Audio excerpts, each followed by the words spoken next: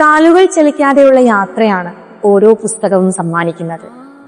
പുതിയ ഇടങ്ങളും വഴികളും മുഖങ്ങളും മനുഷ്യരും അനുഭവങ്ങളും തരുന്ന ആനന്ദം പറഞ്ഞറിയിക്കുക അസാധ്യം തന്നെയാണ്.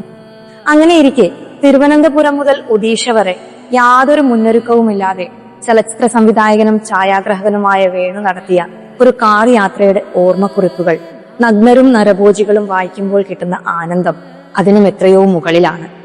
വരുംവരായികകളെ കുറിച്ച് ചിന്തിക്കാതെയുള്ള ഒരു ഇറങ്ങിപ്പോക്കിന്റെ വന്യതയും പുതുമയും എമ്പാടും നിറഞ്ഞു നിൽക്കുന്ന ഒരു ഓർമ്മ എഴുത്താണിത്. ഒരു ബക്കറ്റ് വെള്ളം വാതിലിന്റെ സാക്ഷിയാക്കി മാറ്റി 3 ദിവസം കിടന്നുറങ്ങിയ ബാജാവന്റിലെ വീട് വിട്ടിറങ്ങുമ്പോൾ ഒരിക്കൽ കൂടി തിരിഞ്ഞു നോക്കി മരങ്ങളോടും വയലുകളോടും കരടിയോടും കിരായത്തിനോടും യാത്ര പറഞ്ഞിറങ്ങി എന്ന് പറയുമ്പോൾ നമുക്ക് ഊഹിക്കാം, ഛായാഗ്രാഹകൻ എന്ന നിലയിൽ 40 വർഷത്തെ തൊഴിൽ ജീവിതത്തിന്റെ എതിർദിശയിലേക്കായിരുന്നു ആ യാത്ര.